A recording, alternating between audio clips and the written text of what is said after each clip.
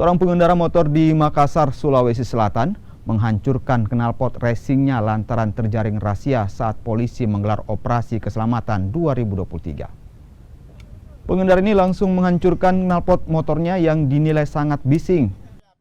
Selain knalpot bising, pengendara ini juga kedapatan berboncengan tidak menggunakan helm. Selain memberikan sanksi tilang ke pelanggar lalu lintas, petugas yang menggelar operasi keselamatan ini juga membantu sejumlah pengendara motor yang kendaraannya mogok.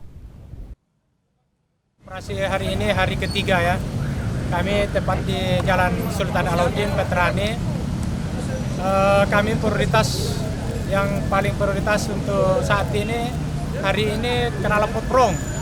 Nah ini terlihat sudah berapa, ada kalau nggak salah sudah 4 unit.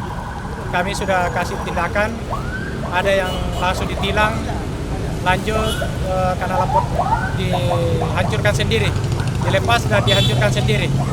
Kita sudah lihat sendiri tadi, sudah dihancurkan. Untuk lebih jelasnya kami tegaskan kepada semua pengendara supaya tidak menggunakan knalpot prong.